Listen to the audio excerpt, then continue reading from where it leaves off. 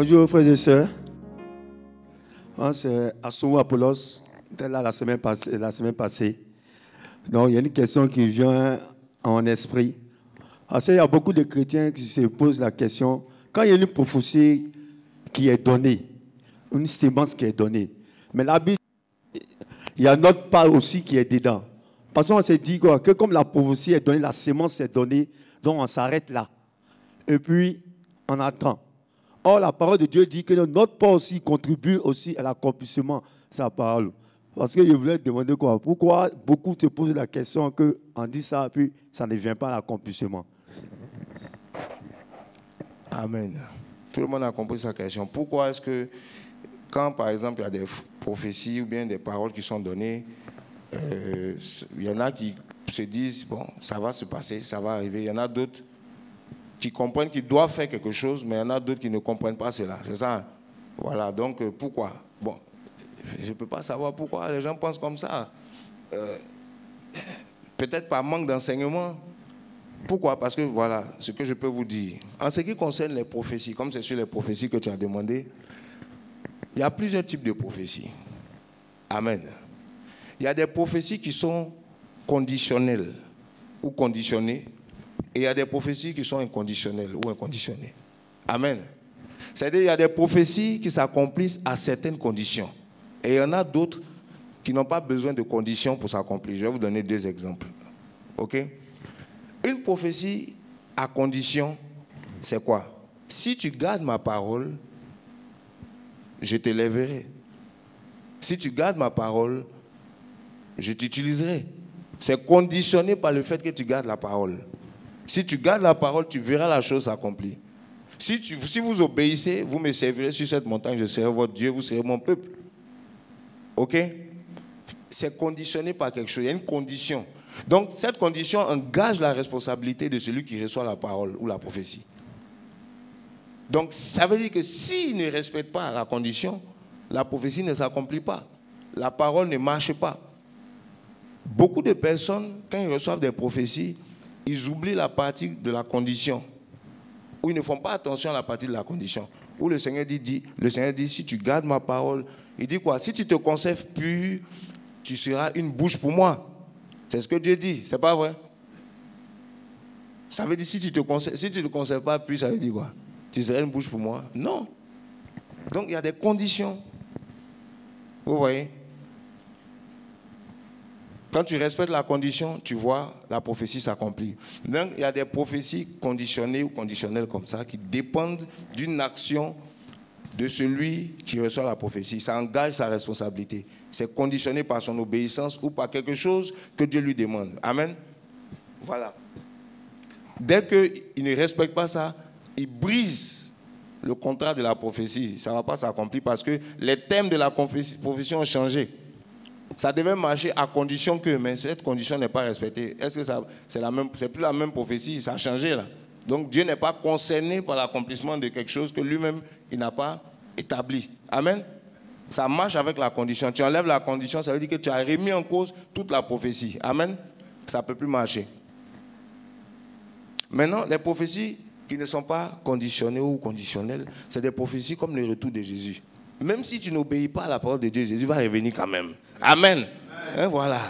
Ça, c'est des prophéties. L'enlèvement de l'église. Si tu veux, il ne faut pas marcher avec Dieu, ne prie pas. Il revient, il va enlever l'église. Ceux qui sont prêts, ils vont partir. Est-ce que vous voyez ce que je dis? La fin du monde, même si tu n'aimes pas ça, ça va arriver. Ça, ce sont des prophéties, quoi? Inconditionnelles. Ça ne dépend pas d'une condition de quelqu'un. Ou bien, ça arrivera certainement. Ça va arriver. Donc, il y a des prophéties comme ça. Ce n'est pas forcément lié à l'obéissance de quelqu'un, de quoi que ce soit. Ça arrivera certainement parce que c'est la volonté de Dieu. Dieu a déterminé ces choses-là par son propre conseil. Amen. Maintenant, il y a des choses que Dieu veut faire. Il a lié ces choses à l'homme, à l'action de l'homme. Vous voyez un peu? Ça répond à la question? Voilà. Donc, c'est un peu cette différence-là. Vous voyez un peu dans les prophéties. Souvent, effectivement, quand les gens reçoivent une prophétie, ils se disent, bon, depuis ça ne marche pas, pourquoi ça ne marche pas? Mais ils ne regardent pas la condition qui est derrière. Amen. Notre maman qui est là, elle veut poser une question. Bonjour, chers frères et sœurs. C'est des expériences que j'ai vécues. 2 expériences à peu près.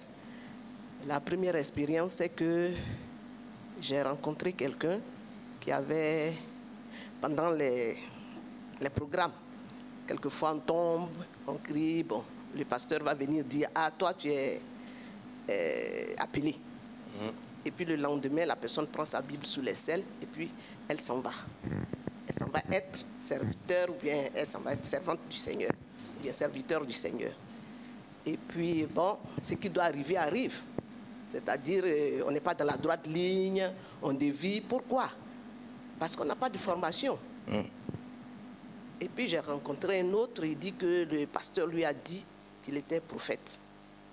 Bon, prophète, il est parti. Il a pris ses manque de formation, il est parti. Donc, nous rencontrons ces gens sur notre passage. Bon, je ne sais pas ce que je vais dire. Si ce que le pasteur va nous dire peut nous aider, nous aider à aider d'autres personnes, parce qu'aujourd'hui, ce que nous sommes en train de faire comme formation, c'est pour aider d'autres personnes. C'est aider nous-mêmes et puis aider d'autres personnes que nous rencontrons. Donc, que le pasteur nous dise quelque chose concernant ce genre d'appel que nous lançons dans nos églises.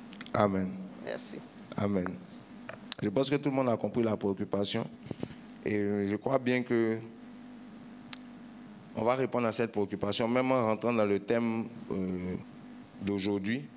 On va toucher à cette préoccupation parce qu'effectivement, on voit qu'au niveau du service même des choses de Dieu, il y a une grande confusion. Dès qu'on dit à quelqu'un qu'il a appelé, il commence en même temps quelque chose. Il cherche à commencer quelque chose. Amen. Il cherche, en tout cas parce qu'on lui a dit ça. Des fois, il ne cherche pas à vérifier si ce qu'on lui a dit est vrai ou faux. Parce que celui qui t'a dit peut ne pas être envoyé par le Seigneur, il peut se tromper. Il faut vérifier toi-même que c'est vraiment Dieu. Il faut que ton appel soit aussi direct. Amen. Il faut qu'il y ait une confirmation de Dieu. Il ne faut pas t'appuyer. Ce n'est pas l'homme qui appelle, c'est Dieu. Donc, il faut ça. Mais l'euphorie, vous savez, le ministère, c'est quelque chose qui est beaucoup convoité. Même dans le milieu chrétien, tout le monde veut servir Dieu, parce que servir Dieu, c'est une notoriété, c'est prestigieux. Donc, dès qu'il y a quelque chose qui nous rapproche du service, on est un peu précipité, on est un peu rapide, prompt à vouloir s'engager, alors que les choses de l'œuvre de Dieu, il faut prendre le temps. Amen. Pourquoi? Parce que Dieu ne confie rien et jamais rien à quelqu'un sans l'avoir formé. Amen. La formation précède toujours le ministère, ou l'exercice du ministère. Toujours. L'appel vient, le fait de dire que Dieu va t'utiliser, c'est un appel. Mais ça ne veut pas dire que tu es prêt à être utilisé. Est-ce que vous voyez la différence? Être appelé ne te qualifie pas pour commencer à servir Dieu. Être appelé te cible. C'est-à-dire, ça t'indexe du doigt. Mais maintenant, pour être prêt à servir Dieu, il faut que Dieu te prépare à cela. C'est pour ça que quand Jésus a appelé Pierre, il n'a pas dit « je fais de toi un pécheur d'homme ». Il dit « je ferai ». Il a parlé au futur. Donc c'était un appel au futur. C'est comme ça que Dieu nous appelle toujours au futur. Tu seras roi. Vous serez mon peuple. Vous voyez pourquoi? Parce que pour être le peuple de Dieu, il faut être éduqué, il faut être préparé, il faut être formé. Donc Dieu les appelle à devenir plus tard un peuple acquis, un peuple qui lui appartient. Comment, quand il va finir de les former, de leur enseigner, comment on est peuple de Dieu? Vous comprenez? Pierre, pareil, je ferai de toi un pécheur d'homme. Pour l'instant, je t'appelle, mais ce n'est pas maintenant que tu es pécheur, tu seras. Et c'est plus tard que Pierre devient un pécheur d'homme. Donc, quand Dieu appelle quelqu'un, Dieu t'appelle à un ministère. Il va faire des choses dans ta vie. On parle toujours au futur, on ne dit pas tout de suite. Pourquoi? Parce que derrière l'appel, il y a une formation. Amen? Oui.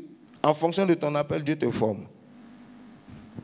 Et la formation peut prendre du temps. La formation dépend de ton obéissance et ta docilité, ton humilité. Si tu es orgueilleux, ça dure plus longtemps. Parce que Dieu doit te briser. Si tu es humble, ça se passe plus vite. Donc tout le monde n'a pas le même temps de formation avec Dieu. Ceux qui aiment discuter avec Dieu, Dieu dit fais A, toi tu dis non, j'ai fait B. Ta formation prend plus de temps.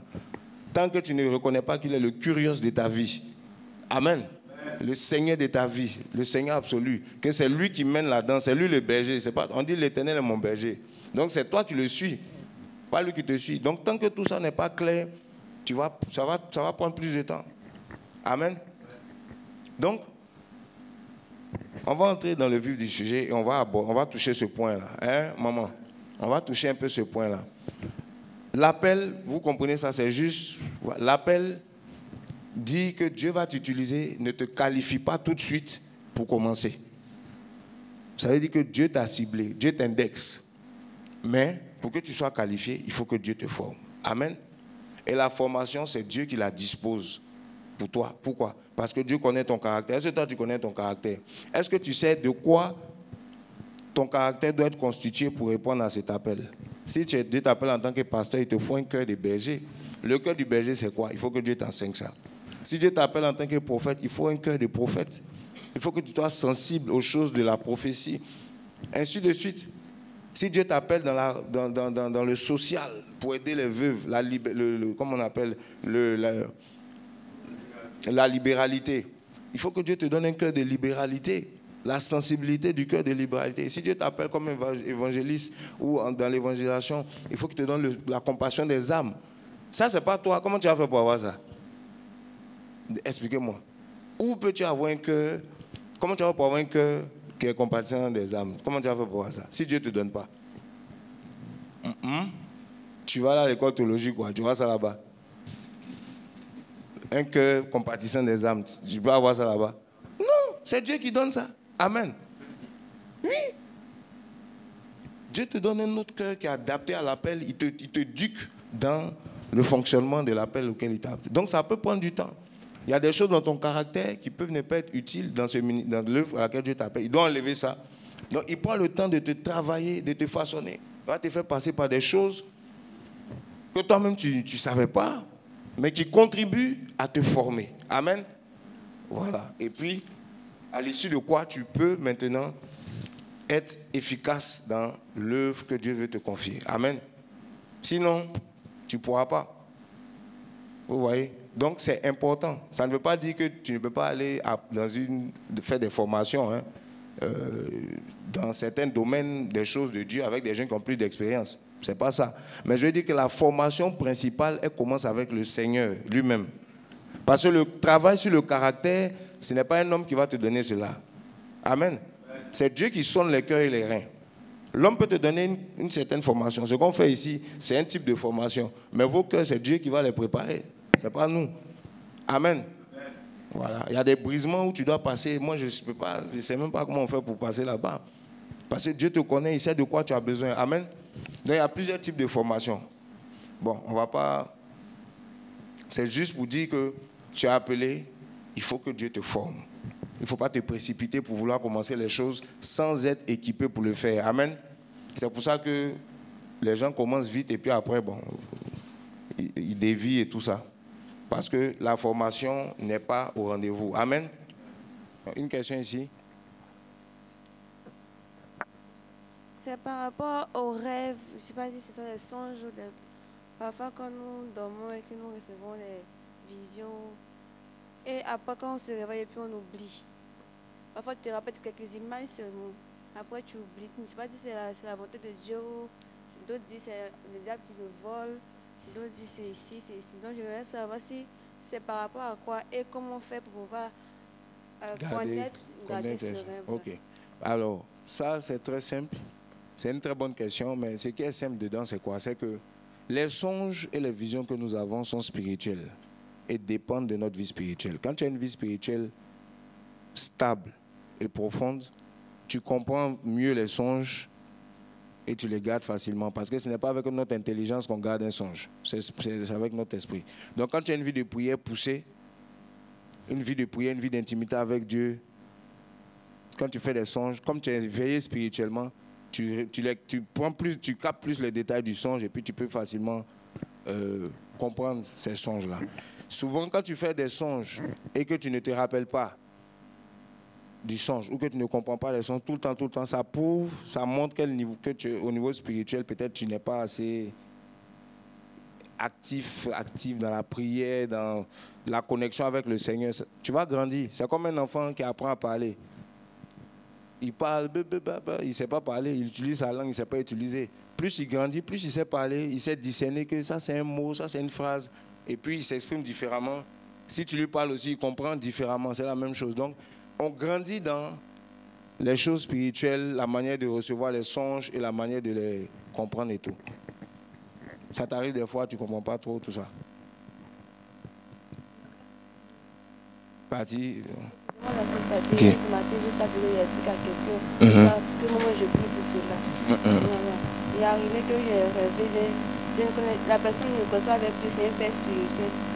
Il a rêvé, ce n'est pas lui-même que j'ai vu en tant que tel, mais c'est une autre personne qui parlait que voici la maison de celui-ci, c'est un maître, il est avocat, voici la maison de maître Pogba. Moi, je n'ai pas compris pourquoi ce rêve est arrivé en ce moment. Moi, je me suis dit, ah, si c'est de la beauté de Dieu que cela se passe ici. Je suis allée voir notre père spirituel pour l'expliquer. Il dit, ah, ça veut dire de prier pour que ce projet qu'il a à cœur se réalise. Ok. Ben, en tout cas, c'est un peu ça. Ça peut arriver. Que tu fasses un songe. Des fois aussi, tu comprends une partie ou tu retiens une partie. L'autre partie, c'est pour plus tard. Donc, tu n'as pas besoin de ça maintenant. Plus tard, Dieu peut te rappeler la chose. Donc, il y a plusieurs facteurs. Mais en général, quand c'est récurrent ou on ne se rappelle pas et tout, souvent, faut voir au niveau de ta vie spirituelle. Voilà quoi. C'est bon pour tout le monde? Ok. Que le Seigneur donc soit béni. Je pense qu'on a fini. On va prier simplement pour cette formation. Comme je vous ai dit, le but, c'est que chacun de nous puisse porter du fruit spirituellement. Ce n'est pas seulement la connaissance, mais c'est aussi quoi? Pouvoir être fécond spirituellement. Amen.